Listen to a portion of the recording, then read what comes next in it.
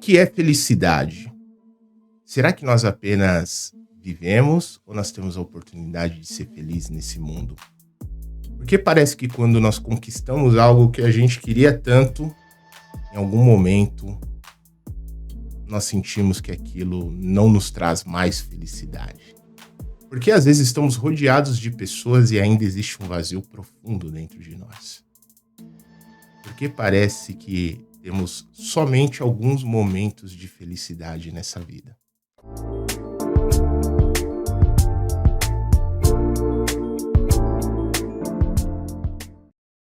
Olá, líder, tudo bem com você?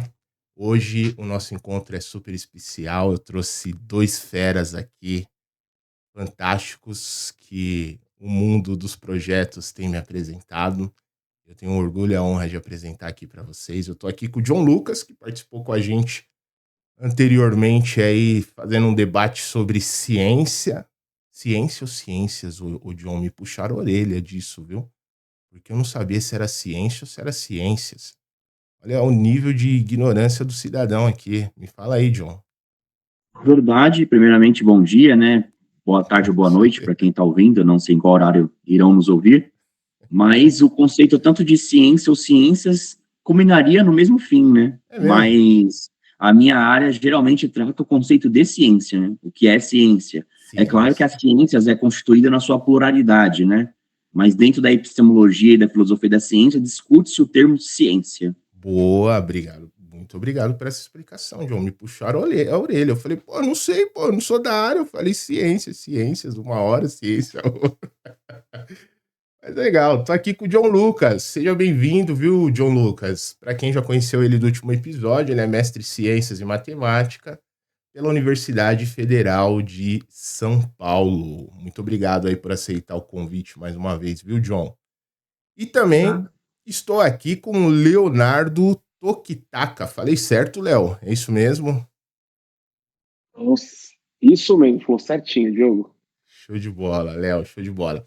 Leonardo Tokitaka é formado em Teologia e História pela USP. Foi pastor por 9 anos, né? Depois ele vai contar um pouquinho aí pra gente sobre essa jornada.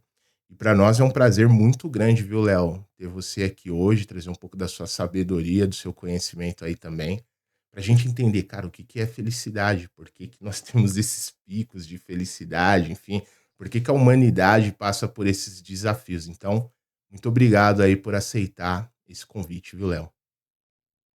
Legal, Diogo. Obrigado você pelo convite. Mas só uma correção, pequena correção. Eu sou formado em História pela Metodista. Eu sou formado em Teologia pela Metodista. Ah, Fiz perfeito. uma licenciatura de História e Filosofia pela USP, tá? Agora, Legal. isso, eu sou mestrando na Universidade Federal de São Paulo, no mesmo curso que o Diogo se formou, né? Que é Ensino de Ciência e Matemática. Tá, então a sua formação é teologia e filosofia, Léo, é isso? História? Isso, Teologia, filosofia e exato. história. Ex- Boa, show de bola, Léo. Muito obrigado pela correção. Galera, então vamos lá, vamos ao que interessa, né? Por que que eu convidei vocês aqui hoje? Boa parte do meu tempo, como eu conversei com vocês, eu tô falando com gente. Adoro pessoas, adoro falar com gente, mais especificamente para quem vive aí a área de gestão de pessoas, liderança, para quem tá com esses desafios de liderança. E eu também tenho meus dramas, né? Natural, sou um ser humano como todos aqui que nos escutam, acredito que nós somos semelhantes e temos sentimentos semelhantes. Primeiro ponto aí para colocar um pouco de pimenta aí na conversa, né? O que que é felicidade, cara, para vocês? Começar, Diogo. Eu deixaria o Leonardo começar por uma questão de elegância acadêmica. Pô, que isso, cara Legal. elegante no visual, no falar. Pô, o John é fora da curva, hein, John? Muito bom. Vai lá, Léo. Obrigado, obrigado, Diogo. Diogo, essa é uma questão que é discutida ao longo da história, tá? Em várias áreas das ciências, né? Da filosofia, da psicologia. O Joe vai trazer essa discussão na área das ciências mais pesadas, mas é uma questão. é uma questão. Não é? Se tivesse já uma resposta, a gente não ia estar aqui discutindo.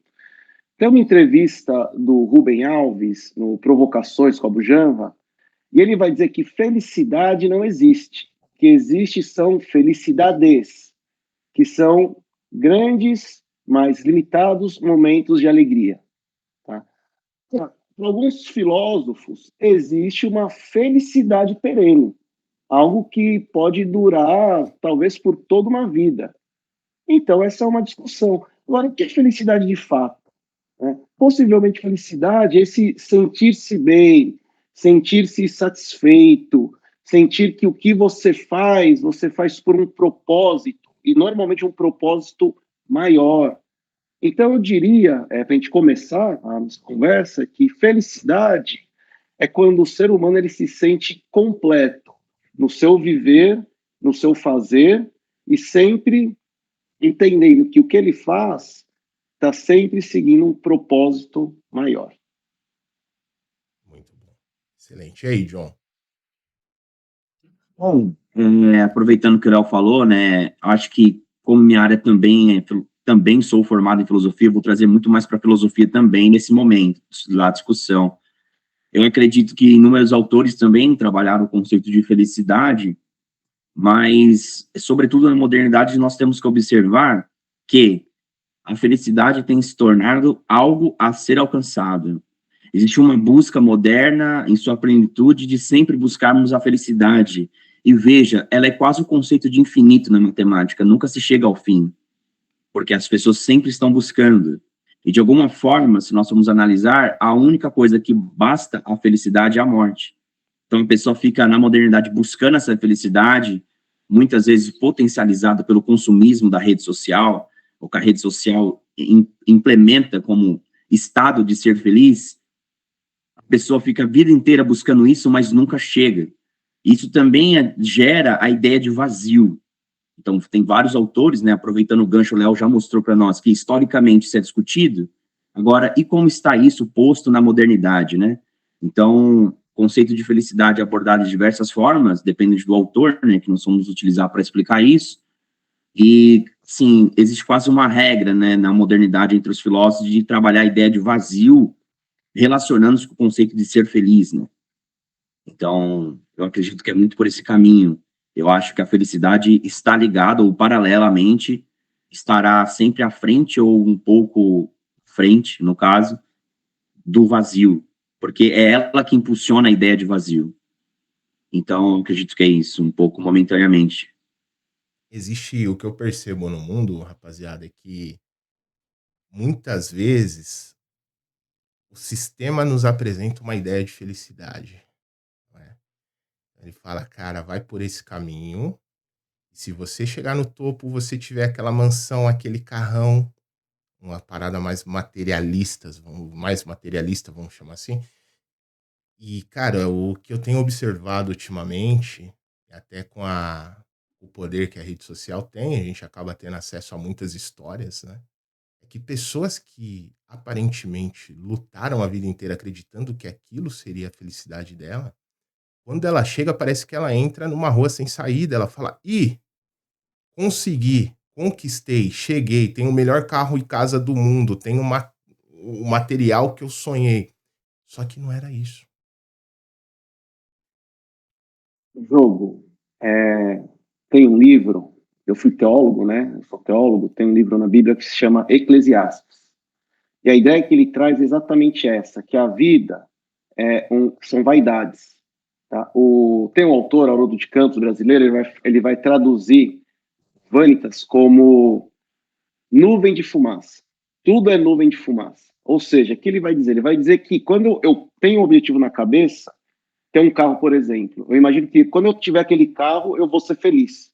Ele vai falar que é como que, quando eu penso, é como se tivesse uma névoa de fumaça espalhada, e quando eu começo a correr atrás desse objetivo, trabalhar, juntar dinheiro, é como se eu fosse condensando essa fumaça. Eu vou condensando, então eu tenho uma visualização maior do que eu quero. Então, quanto mais dinheiro eu tenho, mais perto do carro eu tô.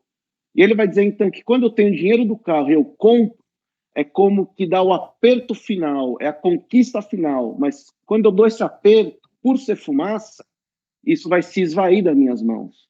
Então, o gozo que eu tenho naquele momento da conquista, logo é substituído pelo que o Joe falou do vazio.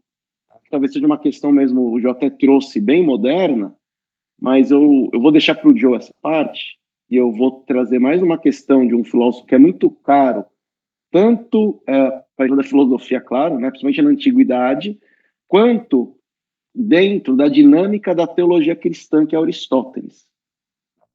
E o Aristóteles, então, ele vai falar exatamente isso, que juntar riqueza não vai juntar felicidade. Mas o interessante é que ele vai dizer que ter riqueza é, sim, uma ferramenta que ajuda a manutenção ou a conquista da felicidade. Então, acho que são coisas distintas. Ter dinheiro cada vez mais não produz felicidade. Mas ter dinheiro pode sim me ajudar a ir atrás da felicidade. Então, eu vou trabalhar esse conceito, tá? E aí... Beleza. Não, você colocou um ponto importante, desculpa, John, até antes de passar a palavra para você, porque essa confusão do dinheiro e felicidade, meu Deus do céu, cara, gera uma confusão absurda na sociedade, porque senão tem um outro lado que também passa a demonizar o dinheiro. Não, você não precisa de dinheiro, não, pô. Pobreza também é duro pra caramba, bicho. Ninguém, vamos ser sinceros aqui, ninguém quer ter pobreza por perto, não, pelo amor de Deus. Né? Mas existe uma certa também demonização com dinheiro, cara. E aí a pessoa também, quando você vai e conversa... Pô, sou de família extremamente simples, cara. Quando você vai e conversa com as pessoas que vivem o cenário da pobreza, de pobreza eu conversei com o John sobre isso em outros pontos, também tem o desafio da felicidade lá. Tem o desafio da falta da felicidade, tanto na pobreza quanto na riqueza. E aí, cara, será que pobreza e riqueza definem o que é felicidade? Sim, então, de eu falar que o que o Aristóteles ele vai dizer é que nós temos necessidades biológicas. Então, a gente tem que se alimentar, a gente tem que se vestir, a gente tem que se locomover. E o dinheiro, para essas funções, ele é importantíssimo. Importantíssimo. Boa, boa. Legal. Depois eu quero trazer a teoria das motivações de Maslow, que eu comentei no último encontro. Talvez você já até tenha acesso a ela, Léo. Pô, eu acho que vai ser legal a gente debater sobre isso. Manda aí, John, qual que é a sua visão sobre isso, meu irmão? Bom, primeiro nós temos que pensar que a ideia de riqueza, ela está dividida em momentos diferentes da história, né? Se você pegar antes da Revolução Burguesa ou da Revolução Industrial, a ideia de riqueza vai estar muito atrelada ao escravismo. Eu sou dono de terra, ao aspecto feudal, historicamente falando. Só que pós-Revolução Industrial, se nós formos buscar lá no Marx, ele vai mostrar para a gente que o capital, ele gera capital pela exploração do trabalho, que ele vai chamar de mais-valia, né? Então, tem um dono do meio de produção que vai gerar um produto X, né? E ele vai explorar o trabalhador em algum sentido. Então, a primeira coisa que nós temos que destacar sobre essa questão do dinheiro e da riqueza é que isso foi compreendido historicamente de maneiras distintas. É a primeira coisa que nós temos que entender. Então, se nós formos entender a ideia de riqueza antes da Revolução Industrial, nós teremos, sobretudo, uma ideia, e pós-Revolução Industrial, uma outra ideia. O importante, agora, fazendo um gancho com a ideia de, sobretudo, a ideia, de algum modo, relacionar com o conceito de felicidade, é perceber que as emoções e os hormônios, aí eu vou entrar numa parte um pouco mais bioquímica, e assim, não meu objetivo é entrar puramente na bioquímica, nós somos movidos, teoricamente, fisiologicamente falando, por alguns hormônios cerebrais que geram prazer, o senso de humor, como dopamina, serotonina, endorfinas e outras substâncias que regulam o nosso humor. Veja, todos nós estamos à mercê disso, desses hormônios, somos reféns deles. Se a serotonina está desregulada, a chance de você ter uma questão depressiva, ansiosa é grande, assim como a dopamina também. Mas se nós todos temos as mesmas quase condições, aqui eu estou falando de pessoas que não têm algum transtorno psiquiátrico, ou as pessoas que também têm porque elas possuem as mesmas substâncias. O ponto que eu quero dizer é, se existem os mesmos hormônios, por que o conceito de felicidade age bioquimicamente diferente dentro de nós? O que eu quero dizer com isso? A sensação de feliz para o Diogo não é a mesma sensação bioquimicamente falando de felicidade para o Léo e para o John. São coisas diferentes. Embora exista uma carga hormonal com o mesmo nome, o sentido existencial da felicidade impacta no sentido fisiológico, da ideia justamente de felicidade. Então, muitos vão dizer, não, eu gosto de fazer uma trilha. Outros dirão, não, eu gosto de acordar às 7 da manhã para ler o jornal de papel. Entende?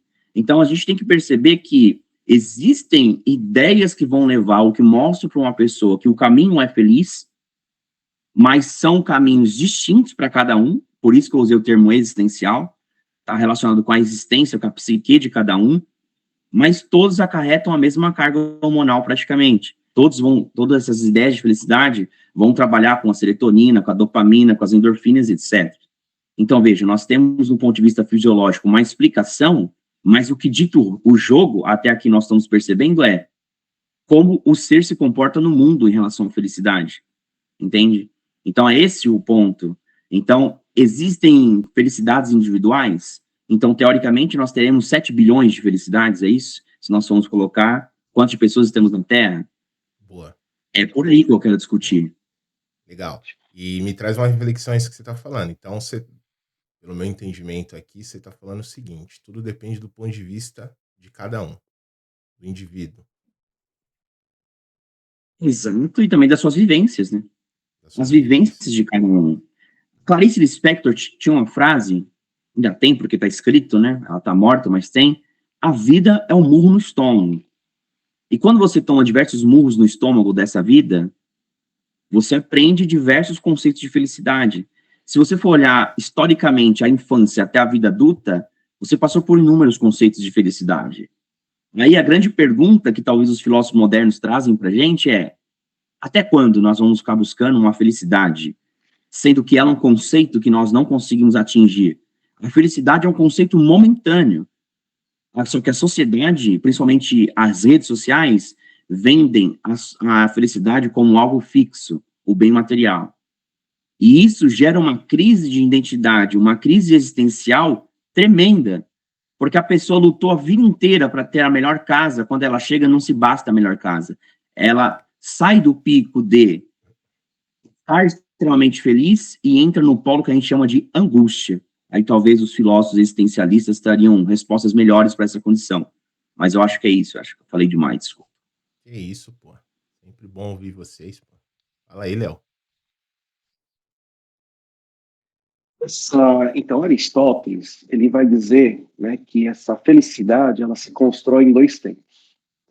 No tempo coletivo, de 2 modos, tá? Acho que fica melhor falar. De 2 modos. Então, coletivamente e individualmente. Coletivamente, que sentido? Né? A justiça, principalmente, é a virtude principal que ele vai dizer. Ou seja, uma sociedade justa, todos os seus cidadãos vão ter uma vida minimamente com as suas necessidades sanadas. Tá? Então, vamos pensar assim, tá? Coletivo, todo mundo tem que estar bem, todo mundo tem que ter as suas necessidades básicas sanadas. E ele também vai olhar para a questão da individualidade. Então, a primeira questão coletiva, a segunda individual.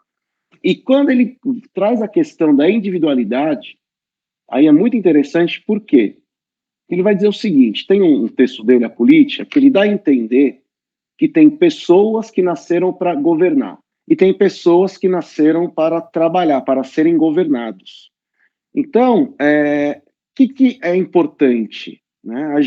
Quando a gente tem condição, e aí o Aristóteles vai dizer isso, né? Quando eu tenho as minhas necessidades, quando eu tenho dinheiro para ter minhas necessidades sanadas, eu tenho tempo de refletir profundamente, tá? Que ele vai chamar de contemplação isso. Essa reflexão profunda, entre outras ideias, tem essa ideia do quê? De eu entender quem eu sou, de eu entender qual é o meu propósito, se eu nasci para governar ou se eu nasci para ser governado. Tá? E aqui não tem vergonha nenhuma, eu assumi isso. Tá? Muito pelo contrário, isso é uma virtude, eu tenho que entender isso. A partir do momento que eu entendo isso, eu tenho, então, que viver isso. E quando eu vivo isso, eu começo a viver o meu propósito. no limite, né, exagerando até um pouco, o que isso quer dizer? Isso quer dizer o seguinte: se eu nasci para ser professor, ou, sei lá, para expressar ideias, eu tenho que entender essa minha vocação, essa minha finalidade. Se eu nasci para ser um artista, eu tenho que entender essa minha finalidade. Se eu nasci para ser um líder de empresa, e aí eu tenho que ver qual segmento, eu nasci com essa finalidade. Então, Aristóteles vai dizer que quando a gente entende isso, a gente começa a entender para que eu nasci. E quando eu entendo para que eu nasci, eu começo a cumprir com o meu propósito de existir. Legal. Cara, eu posso trazer uma reflexão sobre em cima disso, Léo? Claro. Porque aí me gerou uma dúvida, assim, principalmente trabalhando com o desenvolvimento humano. Esse tipo de pensamento, uma vez que a pessoa acredita nessa verdade, que tudo são conceitos, a gente pode acreditar ou não acreditar, né? Uma vez que eu acredito nisso, eu não posso me limitar ou não, dependendo do viés que eu acredito? Então, Diogo, se eu sou um artista, né? Por exemplo, eu sou um artista, eu gosto de criar, né? Eu acho que a criação não tem limite. Você pode criar cada vez mais. Eu acho que a questão toda que a gente tem que pensar é como que a sociedade ela vai valorizar o que você faz ou não faz. Entende? Uhum. O problema, acho que o John trouxe isso, é que a gente elege o que tem valor e o que não tem. E se eu de repente, minha vocação é ser costureiro, por exemplo. Se eu não conseguir entrar na alta costura, eu não vou conseguir ganhar dinheiro suficiente para sobreviver. Entende? Isso vai me frustrar, porque, de novo, o que adianta eu fazer o que o meu propósito diz que é para eu fazer, se essa ação não me gera condição de ter uma vida digna material? Tá vendo? Então, o que ele vai dizer? Ele vai dizer o seguinte: quando cada um entende o seu propósito, a sua finalidade, a sociedade, então, vão ter pessoas nos lugares certos, fazendo as coisas certas. E a sociedade tendo as pessoas certas nos lugares certos, vai ser uma sociedade saudável. Então, vai ser uma sociedade em que a justiça, em que as regras, as leis, elas vão ser cumpridas. Boa, interessante esse ponto que você trouxe de pessoas certas no lugar certo. Esse é um tema muito conhecido no mundo corporativo, até sobre contratação e seleção de pessoas.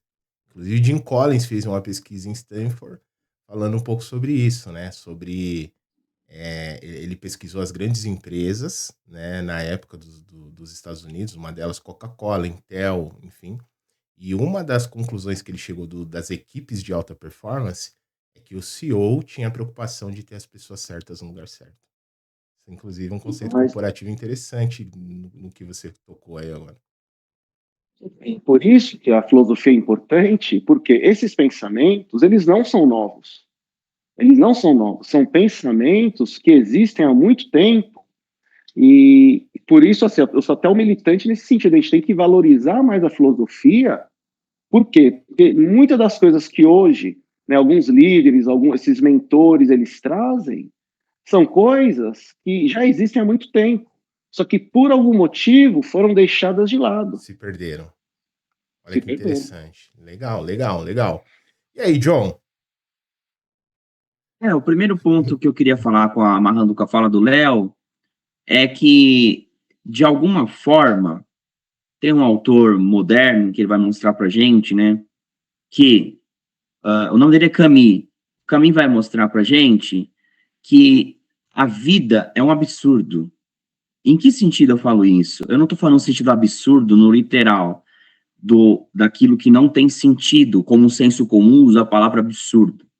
O Camus, ele usa a palavra absurdo dentro de alguns textos dele na filosofia para mostrar que, por vezes, a vida não tem uma finalidade. Nós que buscamos uma finalidade constante, nós que daremos o que é finalidade para a própria vida. Para que fins eu estou no mundo no sentido da existência. E ele fala que essa busca constante, o autor, né, esse filósofo, essa busca constante por querer dar uma finalidade à sua vida, por vezes também potencializa a ideia de vazio e muito mais afasta você da felicidade, ou felicidades, como o Léo trouxe no plural, se afasta de uma forma tão grande que você, ao invés de conseguir isso, você vive somente o vazio. E é uma sensação angustiante, porque, veja, a pessoa imagina que está feliz, mas ela não conseguiu encontrar a felicidade plena, porque, ao mesmo tempo, ela vive o vazio por não ter chegado aonde ela queria. Então, aí, para o Camus, nasce o conceito de absurdo. Ou seja, será que a vida, de fato, tem um fim? Inclusive, em alguns momentos, o texto dele é considerado metafísico, né? O que é metafísico? É um estudo daquilo dentro da filosofia que vai transcender o que é real. Algumas pessoas acreditam numa coisa póstuma à vida. Ele vai questionar isso. Olha, de fato, eu não sei se isso acontece, mas também eu não sei se existe um conceito dentro da vida que vai explicar que a vida tem um fim. As pessoas religiosas vão dizer que tem um fim para além daqui, dependendo do segmento dogmático, ou seja, dependendo da fé da pessoa. Outras pessoas vão dizer, não, a felicidade está aqui, em vida. Mas será que está mesmo? Então é muito importante amarrar com essa ideia que o Léo traz, do Aristóteles. Veja, o texto do Aristóteles é um texto clássico e até hoje não foi esgotado em sua plenitude. Nós estamos falando de um texto que tem mais de 2000 anos e a filosofia, os acadêmicos ainda continuam indo nesses textos, bebendo dessas fontes para continuar produzindo mais filosofia. Uma outra coisa importante que o Léo trouxe, que eu achei interessante, é que, assim como ele, grande parte dos meus questionamentos não foram resolvidos na hard science, na pesquisa com ciência. Ela foi resolvida com pesquisa na filosofia. Assim como eu falei no episódio que se faz ciência na hard science, também se faz pesquisa com filosofia. O cara que é doutor em filosofia, ele também é um pesquisador. E repito, grande parte dos meus questionamentos sobre o mundo, nem sempre a ciência respondeu, eu tive que ir para a filosofia. Então, dessa forma, eu também me transformo em um militante do quão importante é a filosofia para o mundo, assim como o Léo. Legal, cara, legal. Ô, Léo, você que foi pastor, né, se você quiser trazer um pouco desse viés com a religião.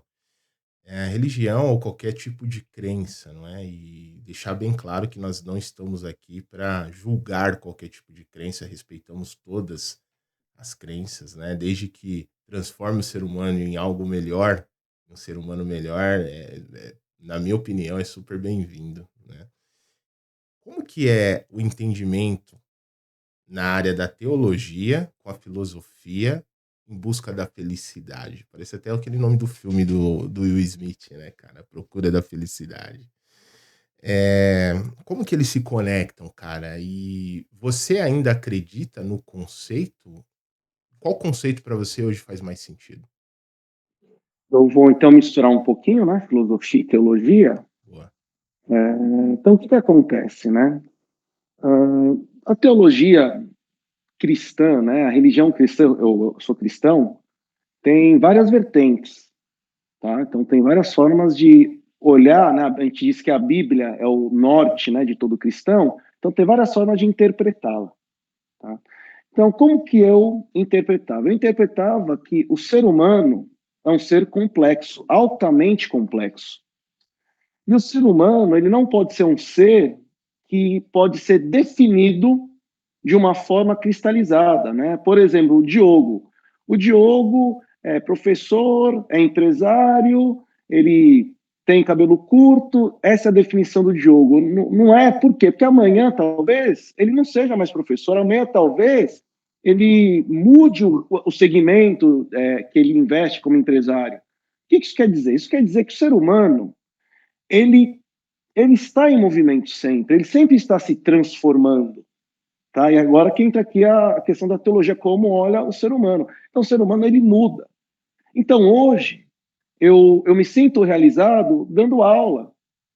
Só que talvez, durante essa minha caminhada, eu preciso, aquilo já se esgotou, não me dá mais prazer dar aula. Talvez, sei lá, eu queira dar palestra. Talvez eu queira ser mentor. Então, o ser humano, ele vive essa dinâmica de mudança, tá? Porque ele é muito rico.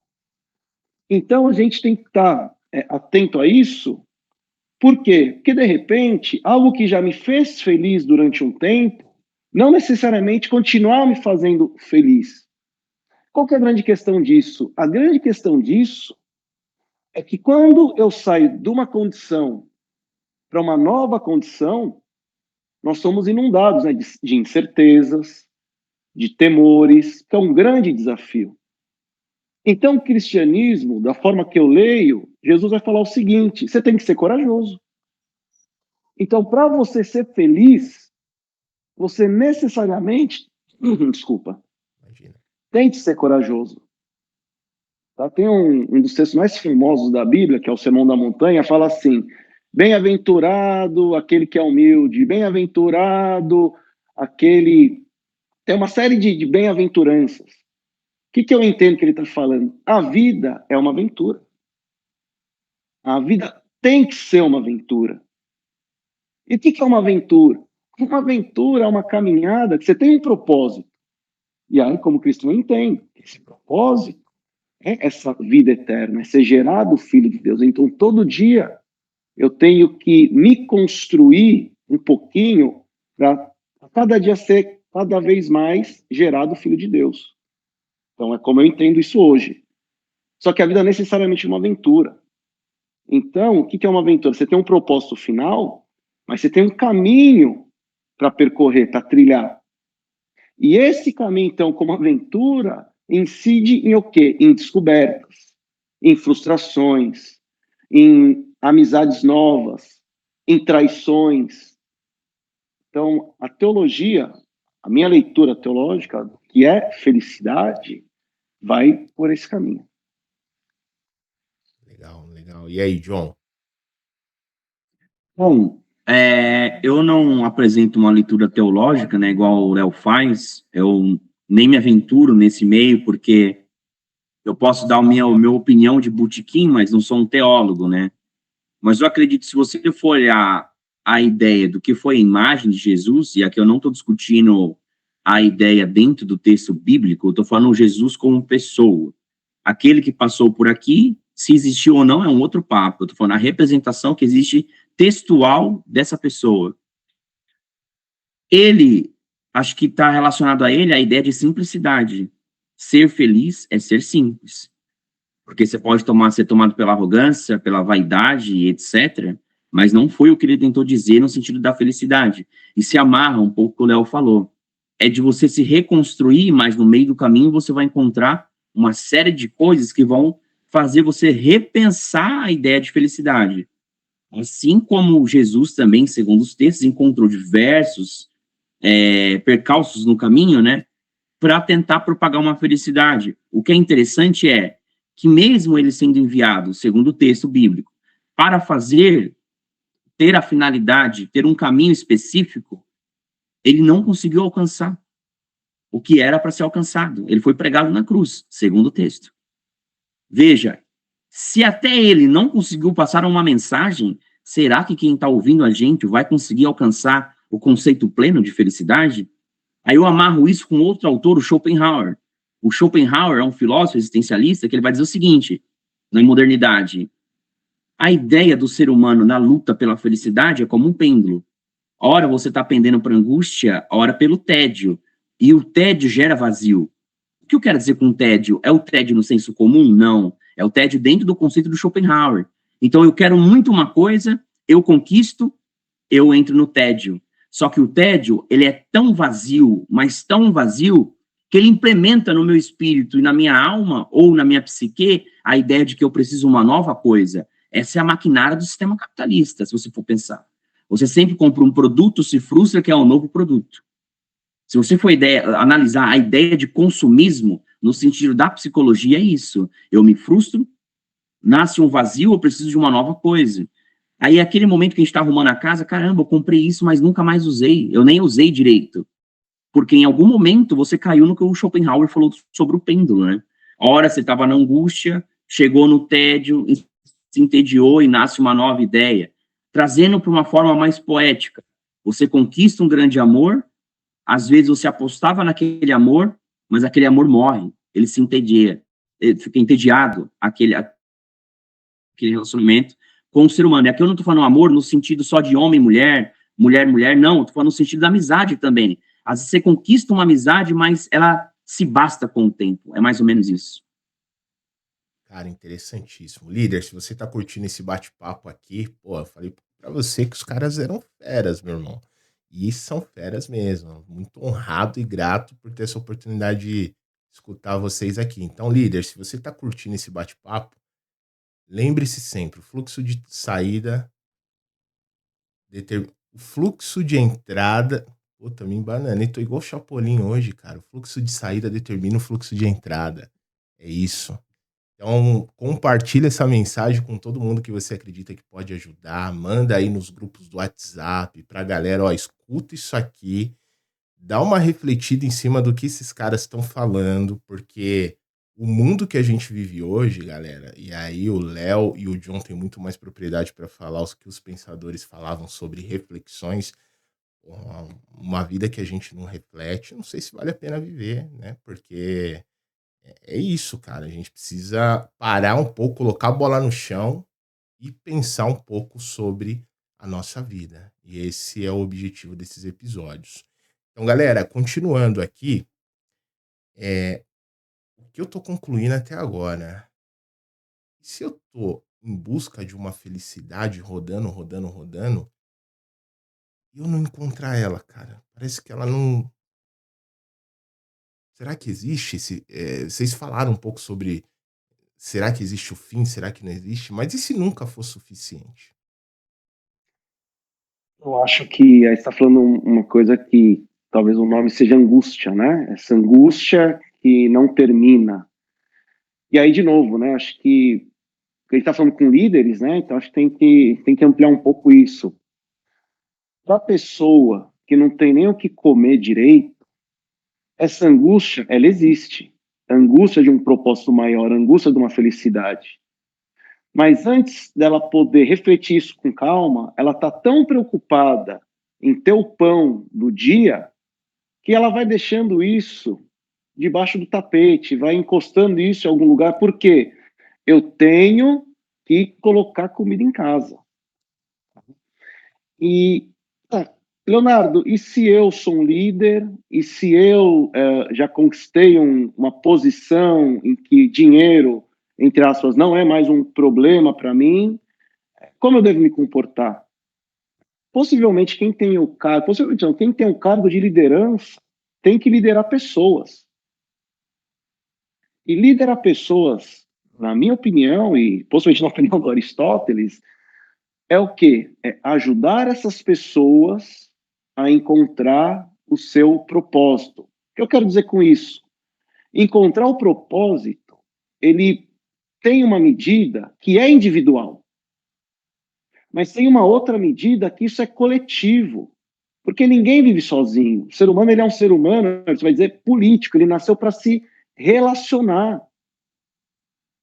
E se o propósito de vida de cada um é encontrar a sua finalidade, nós temos que nos cercar de pessoas, ou se eu sou líder, eu tenho que abrir condições para os meus liderados de se conhecerem mais, de se entenderem mais, de entender qual é o propósito dele. E aqui, Diogo, tem uma questão que é muito clara, que eu já presenciei isso, de pessoas, liderados, que começam a se desenvolver, começam a ficar tão bons, e que no momento desse descobrimento, ele descobre que ele também tem vocação de líder. E o líder dele também vê isso. Só que na empresa não cabe. Como fazer isso agora? Como que o líder vai trabalhar? Por quê? Porque se ele começa a falar, né, para os concorrentes ou para algum colega que aquele funcionário que é excelente deveria ir por cargo de liderança e no quadro de funcionário deles não tem essa vaga, olha o impasse que ele se encontra. Eu abro mão de um baita de um funcionário e, de repente, ele vai para a concorrência liderar. Então, perceba que aí tem uma medida, eu não sei se é um egoísmo, eu não sei como a gente pode nomear esse sentimento, essa atitude. Mas perceba que tem uma complexidade aí. E muitas vezes o líder, E o liderado se vê numa situação difícil, porque o liderado também sai dessa zona de conforto, talvez ele vá liderar em algum lugar, vá para outra empresa, e talvez ele não consiga desempenhar como ele imaginava que ele poderia desempenhar. Então, percebe que tem um conflito grande aí. Por isso que é necessário coragem por parte do liderado, mas e por parte do líder? Como que ele vai trabalhar essa questão? Trazendo num conceito de estrutura organizacional, Léo, se essa estrutura organizacional já está montada, ela se tornou um sistema, né? Tudo são microsistemas que a gente vive na sociedade, né? E a empresa não deixa de ser um sistema também, que alguém criou aquele sistema, não é? Aí depende muito. Se o CEO criou isso de uma forma limitada, onde a empresa chegou em um teto, ele só quer produzir até aqui, ele não quer avançar mais, ele vai limitar um monte de gente embaixo dele também, cara. Agora, se esse CEO ele tem uma mentalidade de expansão, ele vai pensar o seguinte: porra, como é que eu trago o Léo para ser meu futuro sócio? Como é que eu trago o John para ser meu futuro sócio? Esse cara vai expandir, porque se ele tem o propósito daquela empresa dele, ele tem a certeza, o brilho no olhar que a empresa dele faz a diferença no mundo, ele não vai querer deixar isso com uma, duas, três clientes. Ele quer levar isso pro planeta, meu irmão. O planeta, pô, vocês têm muito mais propriedade para falar disso. Será que tem fim no nosso planeta? Então, eu acho que muito vem da mentalidade de quem criou os sistemas dentro das empresas, né? Que vai gerar esse conflito que você está falando. Eu já vi organizações que o CEO tem uma mentalidade de expansão. Então ele fala o seguinte, cara, vem comigo que você vai ser meu sócio no futuro, pô. Vem comigo que eu vou criar uma estrutura para crescer. Aí o Wallace Wattles, que é um autor de um livro muito comercial chamado A Ciência para Ficar Rico, ele fala justamente sobre isso, cara. Crie sistemas onde todos podem prosperar, não só você. E aí a gente vai cair numa discussão que eu tive com o John lá no Coffee, né, que a gente discutiu muito sobre isso. Qual é a mentalidade dos donos hoje, daquele que governa? Desculpa, eu já passo a palavra, mas então isso é muito sério. Por quê? Porque se eu nasci para ser um líder de uma empresa pequena, porque o meu negócio para ter felicidade é ter essa medida de preocupação com a empresa, e essa medida ela completa, eu vou fazer outras coisas que me fazem feliz. Agora, se o que me faz feliz é expandir, expandir, expandir, expandir, é nisso que eu vou me dedicar. Então perceba que o líder também, ele tem que ter um autoconhecimento muito profundo. E não é vergonha, né, na minha opinião, pelo menos, você entender. Não, eu nasci para ser dono de uma empresa só, de uma unidade. Não, eu nasci para ser dono de 30 unidades. Não é vergonha. Vergonha, né, ou angústia, ou frustração, é você não entender o seu propósito e não viver esse propósito. E o que é o propósito? E aí eu estou falando de pessoas que têm condições para essa autorreflexão. Tá? Legal. E na visão de vocês, o que é o propósito? Porque muito se fala em propósito, né, Léo? Hoje, principalmente, tá bem destacado essa questão. Cara, qual é o meu propósito? O que eu vim fazer no mundo e tal? O que definitivamente é propósito na visão da filosofia? Mas antes da gente entrar nessa pergunta, quero saber se o John tem alguma reflexão do tema anterior nosso. Fala aí, John. Bom, tem uma pequena contribuição, né, em relação ao tema anterior, sobre o líder também, né? Porque, assim, veja, às vezes a pessoa que entra nesse mundo, principalmente organizacional, ele tem fome, isso é o que eu vejo, eu não sei se é regra, de se tornar um líder, um gestor, um CEO. Só que quando ele chega nesse teto, eu estou usando essa palavra teto entre aspas, tá? Quando ele chega nesse teto, ele pode chegar naquele momento e dizer, e aí, era isso que eu queria? Então, veja, até essa ideia que eu falei de busca pela felicidade constante, ou trazendo para uma frase que conhecida por todos nós, é o cachorro correndo atrás do rabo, será que de fato ele vai ser feliz naquele teto? Ou ele passa uma imagem do que ele é feliz?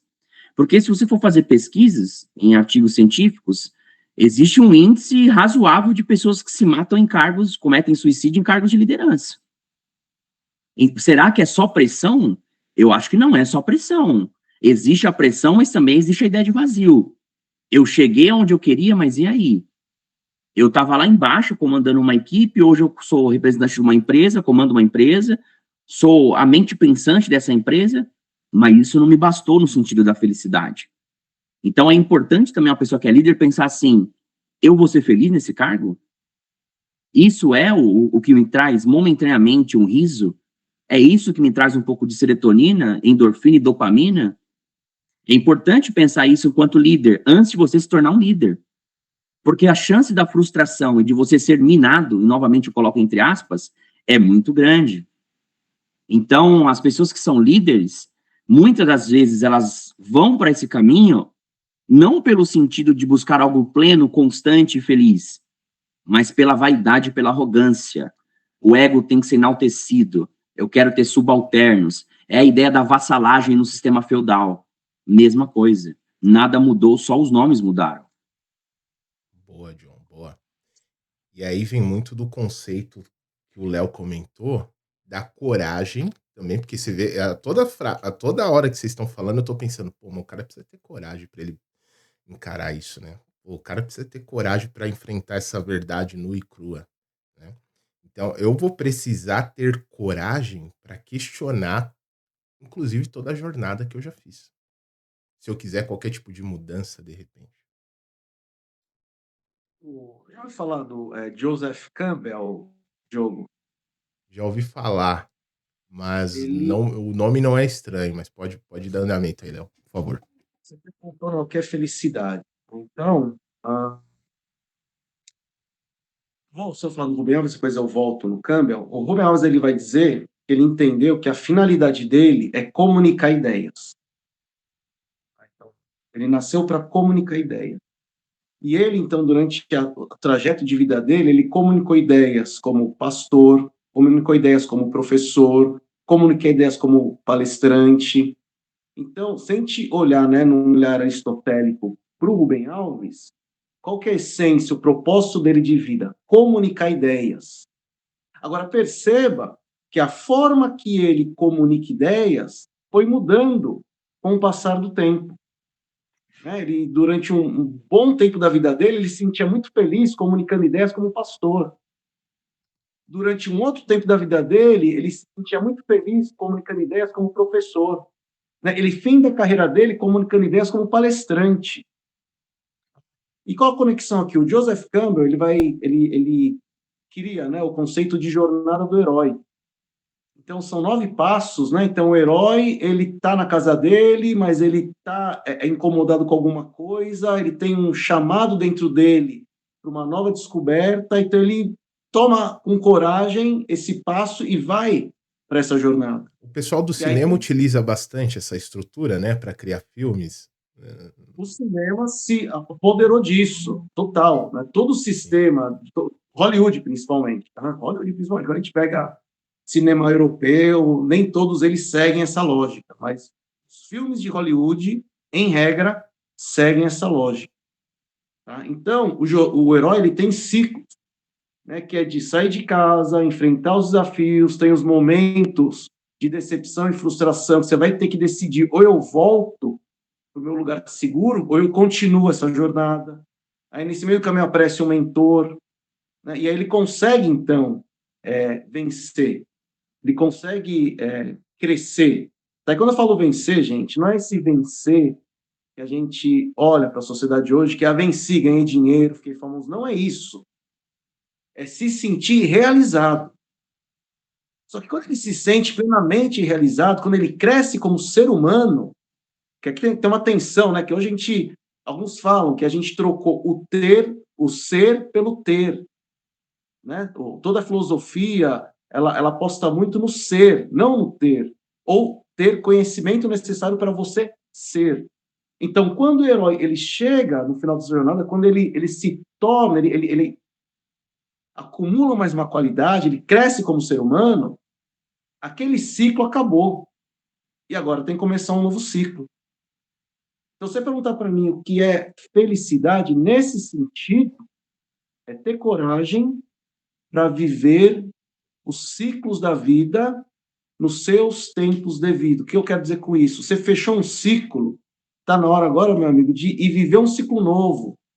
Não fica vivendo esse ciclo velho. O Rubem Alves fala o seguinte: se você visitou um lugar e teve uma baita de um momento de felicidade, de alegria naquele lugar, nunca mais volte naquele lugar com a expectativa de viver a mesma emoção que você viveu naquele momento. Porque você era uma pessoa, você tinha uma construção, uma visão de mundo. Depois daquela experiência, tudo muda.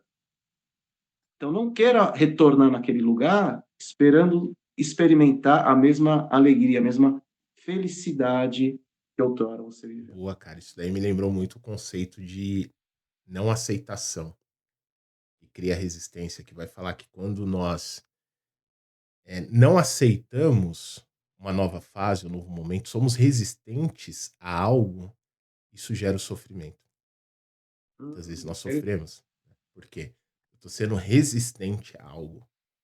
A vida tá me chamando pra algo, mas eu não quero, não vou. Sabe? Pô, um chamado, o Léo teve um chamado pra ser professor. Pô, veio um convite, aí fica aquele negócio, puta, não vou. A pessoa não aceita o novo ciclo, né? É a resistência, ou a resistência de não aceitar como uma pessoa é, por exemplo. Pô, eu não aceito o Léo, não gosto do jeito do Léo, não gosto do jeito do John. E aí eu fico com essa resistência, isso me causa o quê? Sofrimento. Pô, o cara é do jeito dele, deixa o cara, porra. Deixa o cara ser do jeito que ele é. Então, dentro do mundo corporativo, o que eu vejo disso é gigante, Léo. Gestores que ele não olha o resultado, ele não olha o número, ele olha a pessoa. Eu não gosto dessa pessoa. Pelo amor de Deus. Não tem espaço pra isso, não, cara. Entendeu? Então, assim, é muito essa questão de ser resistente, a não aceitação, né? Me veio essa reflexão, você comentando sobre isso, Léo. À vontade, John. Qual que é a sua reflexão disso aí, meu irmão?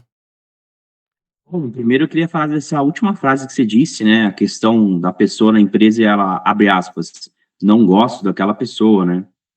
Primeiro, geralmente, quando você não faz uma crítica construtiva ao outro, geralmente você está falando de si mesmo. Aí a gente entraria um pouco na psicanálise. Mas eu não quero me aprofundar no Freud, e nem é o intuito aqui falar do Freud, mas... segue sua linha aí, fica à vontade. Eu queria dizer, assim, de uma forma traduzida, é o seguinte: ele tem esse comportamento dentro da empresa, geralmente, me corrija se eu estiver errado, são gestores, né? Não gosto da pessoa na minha equipe, ela traz um bom resultado, mas eu não gosto do ser humano dela. Não só gestores, mas amigos de trabalho também, um com o outro, isso tem muito, cara. Sim, e isso também se relaciona com a ideia da vaidade, da arrogância, porque, veja, vamos analisar a situação que você trouxe. A pessoa trouxe um bom resultado para a empresa, como funcionário, porém não gosta da pessoa. Então, veja, se você está gerindo uma equipe e ele trouxe um bom resultado, e mesmo assim você fica pegando no pé do cara, veja, é um problema de você com você mesmo. Porque, de alguma forma, se você for analisar, se a pessoa está produzindo, indo de acordo com o que a empresa exige, e mesmo assim o gestor pega no pé, passa uma sensação de que o gestor não é seguro, e que aquela pessoa, em algum momento, pode tomar o posto dele. Então, eu persigo aquela pessoa, vou perseguir, vou fazer de tudo para torturar e fazer com que ela mesma, por vezes, peça as contas delas e não aguente aquele ambiente tóxico. A minha vaidade não foi abalada, a minha máscara será mantida, ou seja, eu ainda sou o melhor, você ainda continua com a face, né, o apaixonar-se pela própria imagem, que foi o Narciso, o mito do Narciso, e você destruiu a vida do outro, entende? Então, muitas vezes, usando a psicanálise e a psicologia, nós vamos conseguir perceber que ele estrutura esse tipo de comportamento para com o funcionário, pura e simplesmente por, às vezes, prazer, sociopatia. O cara gosta de fazer o outro sofrer. A sociopatia é muito comum no mundo empresarial, mais do que você imagina. Inclusive, a Ana Beatriz... O que é sociopatia para a galera aí, John? Sociopatia é muito relacionada com o conceito de psicopatia, né? Aonde você, de alguma forma, você não vai pensar no sentido da morte do outro, como um psicopata tradicional pensaria em alguns instantes, mas você tem o prazer de ver o outro sofrer. Então, tem alguns textos que mostram que é muito comum esse tipo de comportamento de personagem, de personalidade, dentro das empresas. De você querer ver o outro sofrer sempre. E assim, não é pura e simplesmente ver, você sente prazer em ver o outro sofrer e ser destruído pela própria forma que você gere aquela pessoa. Que loucura. Então, exatamente. Esse perfil é comum, inclusive tem um livro da Ana Beatriz, uma psiquiatra brasileira, chamado Cuidado, o Psicopata Mora ao Lado. Esse livro, ela vai discutir os conceitos de psicopatia e sociopatia, e nessa obra ela aponta como a sociopatia é muito presente nas empresas. Aí entra, muitas vezes é confundida com a vaidade, mas vai para além da vaidade, porque a vaidade, você é uma briga com o seu ego. Agora, quando você tem um perfil de sociopatia e psicopatia, vai para além disso. Você manipula pessoas, você maqueia dados. E o mais grave, você maqueia a própria imagem para conseguir gerar dor e, através da dor, você buscar o seu prazer interno. Então, eu acho que quando um líder, um gestor tem esse comportamento, vamos dizer assim, psicológico para com o funcionário, no fundo, ele encontra um potencial no funcionário que ele nunca encontrou em si mesmo, e é uma briga, uma crise existencial. O outro encontrou algo que eu lutei a minha vida inteira e não tenho. Você entende? Qual o resultado? Vou persegui-lo. Eu acho que é um pouco disso. Isso traz um pouco do cara sabotar ele mesmo e até mesmo os próprios resultados dele? Acho que sabotar os resultados dele não, assim, porque ele tem uma imagem a zelar, mas ele vai querer sabotar o outro, para o outro não ter potencial de apresentar um resultado que explique coisas que ele não explica. Se o Léo quiser contribuir também, a visão do Léo aí. Eu acho que quando a gente pensa em empresa, né, tem que fazer uma distinção muito grande, né? O que é a pessoa física e o que é a pessoa jurídica. Se eu sou o dono, se eu sou o líder dessa empresa, nesse momento, está muito entre aspas, tá, Diogo? E com muito cuidado estou falando isso, muito mais uma pessoa jurídica, que eu estou representando uma instituição, do que me representando. Então, se eu sou um líder, isso que o Diogo falou, eu, né, já tive cargo de liderança, já fui pastor, já vivi coisas parecidas com o que o Diogo falou agora. O líder, ele tem que se conhecer, eu vou bater nessa tecla, acho que todo o nosso diálogo, né? Tem que se conhecer profundamente, inclusive e sobretudo os seus defeitos, as suas carências. De repente ele é um sociopata, de repente ele tem alguma questão muito séria emocional. E se ele continua apresentando como pessoa física, como funcionário, bons resultados, é uma coisa. Mas se como líder ele é muito mais pessoa jurídica, e pessoa jurídica a gente está falando de uma instituição, está sim sabotando a pessoa jurídica. Então, no limite, está sim sabotando essa individualidade, muito entre aspas, que é essa pessoa jurídica, da qual ele não é sozinho essa pessoa jurídica, mas ele faz parte e possivelmente ele é o cérebro, ele é o órgão principal dessa pessoa jurídica. É interessante isso que vocês estão falando, e se a gente for trazer um pouco do conceito de liderança e gestão, que eu sempre converso com a galera aqui, pessoal, é que existem dois pilares diferentes, né? A gente tem na mesma pessoa nessa competência o lado liderança, e existem muitos, Léo, que são excelentes líderes e que não olham o lado racional. Qual é o lado racional? Gestão, números. Existe um lema em gestão, você já foi gestor, sabe disso? Pô, a gestão que importa é resultado. Eu posso ser o cara super gente boa, super amigão de todo mundo, que é o líder, esse cara que tem a capacidade relacional e de influenciar as pessoas em busca de um objetivo em comum. Mas se eu não olhar para o número, que é gestão, é o lado racional, eu tô ferrado. Eu não entrego o resultado. Não é? Então, existe essa balança que é muito difícil, muitas vezes, do líder que está na cadeira compreender isso. E tem um outro ponto que é o lado do gestor. Nós também temos cara muito racional, algumas pessoas muito racionais e pouco líder. Ou seja, ele foca só no número, aí ele passa a ser um ditadorzão, um cara cheio de ditar regra, e aí ele deixa aquele ambiente totalmente complicado, né, cara? Um ambiente cinza, que a gente chama, né? Aquele ambiente hostil, grosseiro, porque ele só tá olhando pro número. Se o Léo e o John não entregam, eu chego com os dois pés no peito. Por que vocês não entregaram isso aqui? Por que não aconteceu?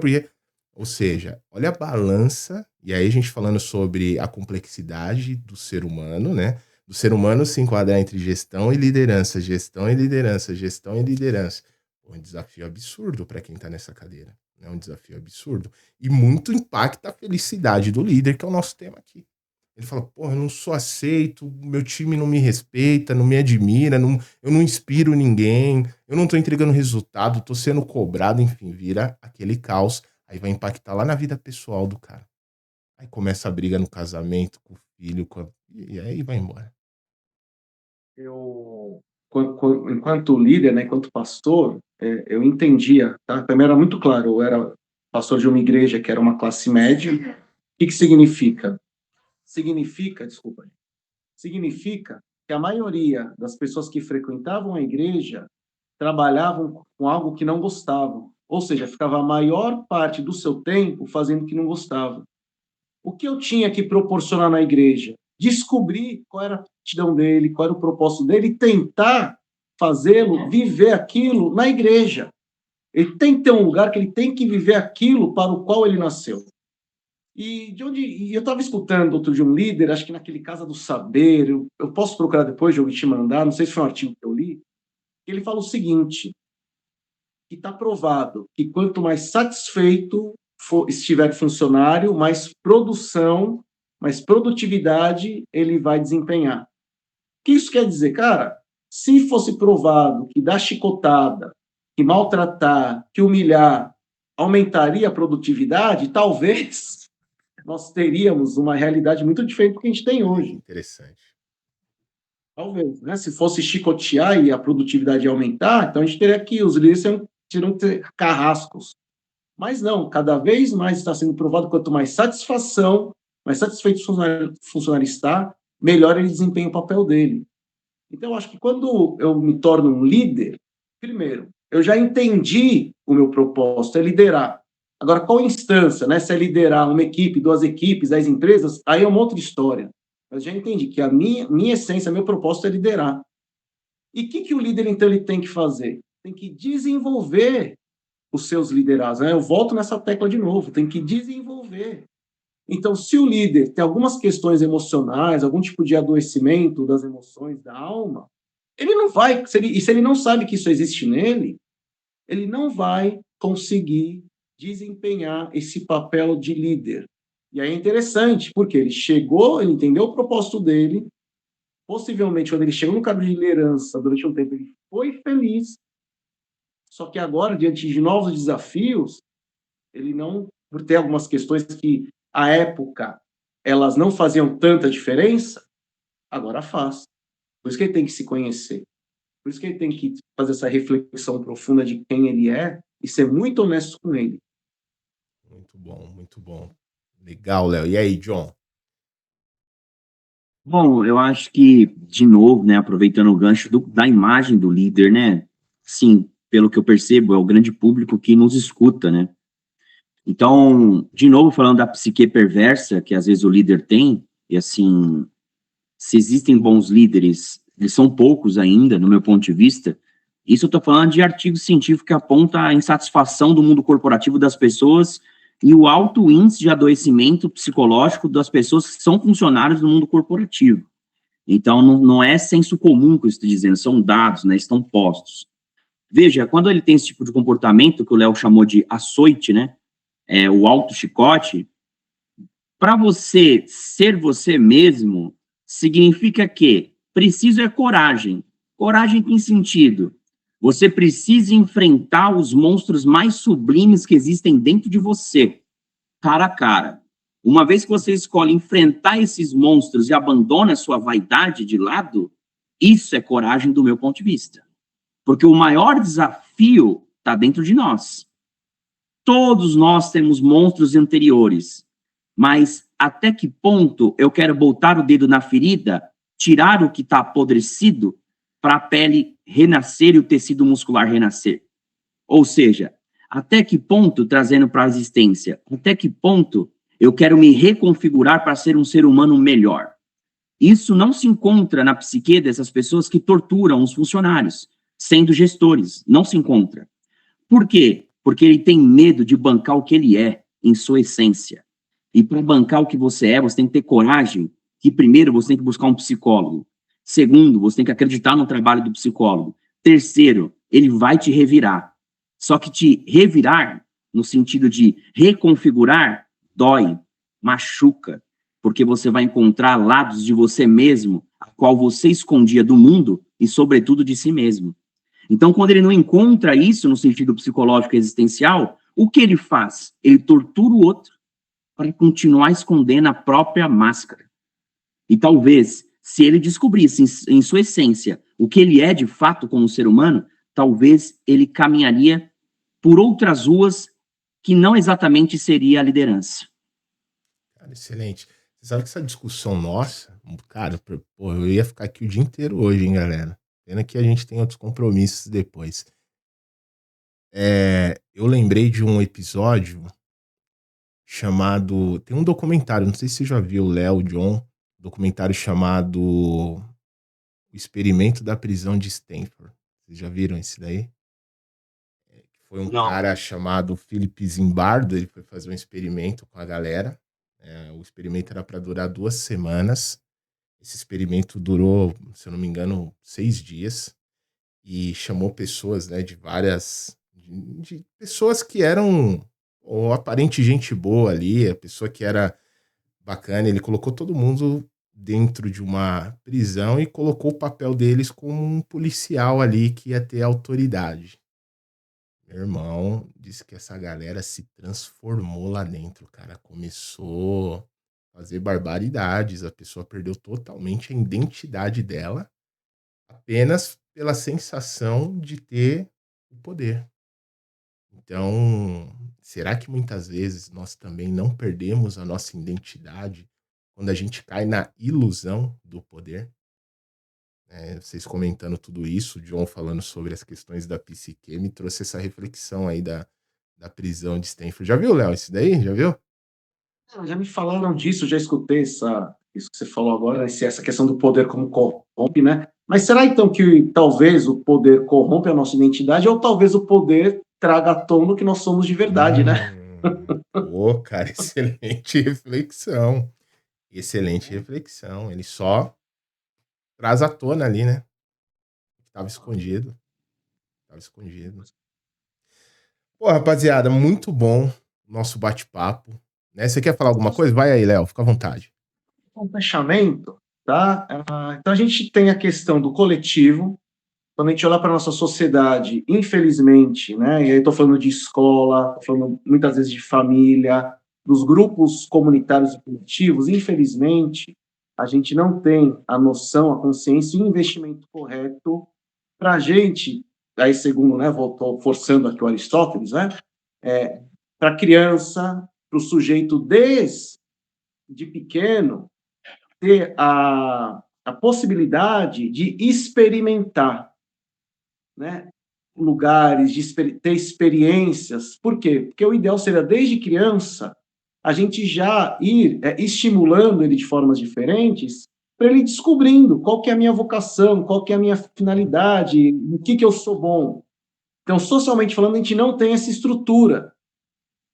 E individualmente falando, a gente também não tem hoje pessoas, eu estou generalizando, que tem essa coragem de se conhecer profundamente, de contemplar, de usar de ferramentas várias para entender quem ele é. Então, acho que talvez a grande crise que a gente viva hoje é que a gente vive numa sociedade que não tem os dispositivos necessários e corretos para a gente se conhecer, e tampouco nós temos essa disposição individual de também se conhecer. Tá? E eu estou falando agora de forma muito generalista. Por quê? Porque a gente sabe, né? Tem classes econômicas, tem várias outras questões. Então, sendo muito generalista e simplista até, a gente vive, na minha opinião, esse problema social, que é crônico, de não dar espaço para o sujeito se conhecer, e, ao mesmo tempo, nós não ensinamos como a pessoa pode se conhecer dentro dela mesma. Excelente, excelente, Léo, muito bom. E aí, John? Bom, eu queria fazer um fechamento também, né? Primeiramente, eu queria agradecer essa oportunidade, né? de estar compartilhando um pouco o conhecimento que a gente tem, é que eu não estou sendo modesto, porque se de fato você é um cientista ou um historiador da filosofia, você vai ver que existe um limite de você nunca conhecer tudo. Então, você sempre apresenta uma parcela do que você sabe naquele momento. Então, eu acho que eu aprendi muito isso com Sócrates, ou na releitura do Sócrates pelo Platão, né? Mas eu queria fazer um fechamento no seguinte: primeiro, para a pessoa que está nos escutando, que assim não é de uma área técnica de filosofia, a gente tentou fazer um bate-papo sobre o conceito de felicidade. A gente está tentando proporcionar isso porque justamente através dessa explicação breve, a pessoa possa que seja a válvula de escape para ela refletir a própria vida. Esse é o sentido dessa conversa, né, do que é felicidade. Porque o tempo inteiro essas pessoas estão sendo bombardeadas por ideias falsas do que é ser feliz, mas a felicidade e plenitude dentro dela, ela não busca. Então, eu espero que, de alguma forma, essa conversa que eu tive com o Diogo, com o Leonardo, que é uma pessoa, com um professor que eu admiro muito, né, um amigo meu, pessoal de vida, foi muito prazeroso. E a gente, veja, no caso, o Léo, ele saiu de um percurso da filosofia clássica, né, agora traduzindo para o público que não é da área de filosofia, para se um dia quiser buscar leitura sobre filosofia, já que a gente defende essa área, nós saímos do Aristóteles, da filosofia clássica, fizemos um percurso histórico sobre o que é felicidade ao longo da história, no sentido da reflexão. A gente não teve tempo de aprofundar, porque um podcast tem um tempo limitado, e chegamos nos modernos, né, o Schopenhauer, o Camus, o Freud, pessoas que pensaram a ideia também de felicidade e por que a gente busca a felicidade constante. Então, o que a gente fez aqui, teoricamente, é uma historiografia da própria filosofia através de um conceito, que é o conceito de felicidade. Nós poderíamos trabalhar outros conceitos famosos na filosofia, como a ética, política, que são textos, são conceitos que trazem textos famosos ao longo da história de diversos pensadores. Então, eu agradeço a oportunidade de todos, e agradeço também que quem está nos escutando, né, de alguma forma. Muito bom. Galera, eu sou muito grato e honrado por ter essa oportunidade de estar aqui com vocês. E eu já vou fazer um outro convite, um podcast sem tempo limitado. Vamos quebrar as regras, meu irmão. Vamos quebrar as regras, vamos embora, que aí a galera tem conteúdo de sobra, tá bom? E aí eu espero verdadeiramente aí que a gente possa fazer esse encontro, fazer esse debate aí para que a coisa aprofunde ainda mais. Acho que o nosso Brasil, é o que eu falei para o Léo, falei para o John. Se a gente tem a oportunidade de trazer pessoas que fazem a diferença na sociedade, eles já fazem, levando a sabedoria deles para as salas de aulas, formando brasileiros, por que não escalar isso ainda mais, né? Então, meu desejo, pô, eu só sou eu considero isso, tá, Léo? Você falando, eu me identifiquei com aquele cara lá, pô, meu propósito é comunicar alguma coisa. Quem quiser aproveitar de alguma forma, aproveita. Então, como a gente pode usar isso para canalizar ainda mais informações e conceitos que possa fazer o bem para a nossa sociedade. Um Brasil que muitas vezes você abre as páginas e só tem notícia, tragédia, e me parece que o sistema tem essa intenção de reduzir a energia das pessoas com notícias ruins. Eu quero proporcionar um ambiente aqui que a gente possa trazer a edificação do ser humano. Esse é o nosso grande objetivo. Então, muito obrigado, cara, de vocês trazerem a sabedoria de vocês e nos fazer um ser humano melhor. Obrigado, vocês têm um papel fundamental na sociedade. Beleza? Se fosse fazer só pra gente fechar aqui, se fosse fazer uma última pergunta, qual que é se vocês pudessem deixar uma única mensagem, eu fiz essa pergunta pro John no último podcast, eu vou provocar de novo aqui. Imagine que fosse o filho de vocês, cara. E vocês podiam deixar uma única mensagem para essas pessoas. O que você falaria para elas? Eu falaria: tenha coragem para viver a vida como ela é, uma aventura. Tenha coragem para viver a vida como ela é, uma aventura. Muito bom, Léo. Muito bom. E aí, John? Bom, eu acho que eu diria assim, sinceramente, para a pessoa, para ela perceber que, de algum modo, a vida não comporta só poesia. Às vezes a vida é dura. E através dessa dureza, aí sim nascem novas poesias. Acho que um pouco por aí. Pô, cara, eu não vou nem me arriscar aqui, perto dos filósofos, que mensagem eu iria deixar, mas eu Se fosse deixar uma mensagem para os líderes, Léo, falaria o seguinte, muito com base no que você falou. Um líder jamais fará grandes transformações do lado de fora sem fazer grandes transformações do lado de dentro. Eu acho que o cara tem que se preocupar em fazer isso que você abordou bastante, o John trouxe também. Cara, se olha. Se olha. E não é pros seus órgãos, pro seu coração, pro seu... Não é sobre isso, cara. É suas emoções, espiritualmente. Como que você tá? Como é que você tá nisso? Acho que assim a gente pode... Tanto nós, isso serve para nós, e serve para todo mundo que tá vivendo essa experiência, essa aventura da vida, que o Léo trouxe brilhantemente pra gente aqui. Rapaziada, muito obrigado. Vamos combinar mais datas. Sempre será uma honra trazer vocês aqui. E líder, por favor, transmita isso para quem você puder. Manda nos grupos da família. Não precisa só ser de líder, não. Da família, de todo mundo aí. Acho que esse tema é um tema que envolve todos nós como seres humanos. Compartilha com todo mundo. O fluxo de saída determina o fluxo de entrada. Tamo junto. Se você quiser se desenvolver como líder, a gente deixou uma aula gratuita aqui para você entender conceitos de liderança, como eu faço para ter uma equipe de alta performance, algumas reflexões que tá dentro disso tudo que a gente conversou aqui. Então vai lá, assiste essa aula e a gente vai se falando. Até o próximo episódio, líder. Muito obrigado, John e Léo. Tamo junto. Um abraço. Para você que tem uma empresa ou uma startup, para você que tem uma equipe de forma geral, escute essa frase que um dia Henry Ford comentou. Pior do que treinar um funcionário e ver ele sair, é não treinar o funcionário e ver ele ficar. A importância de desenvolver o time é algo fundamental, líder. Então, se você tem uma startup, uma empresa, ou tem uma equipe de forma geral, e quer falar um pouquinho sobre cultura organizacional, desenvolvimento de times, clica aqui nesse link que está na descrição, me chama no WhatsApp para a gente marcar um dia e horário para nos falarmos. É sem compromisso, de forma gratuita. Eu quero entender com você qual é o seu desafio e de repente como que eu posso te ajudar com um insight, uma orientação, de repente pode ser o ponto que você precisa para dar o próximo passo aí com a sua equipe. Espero você no próximo episódio, líder. Até lá. Tchau, tchau.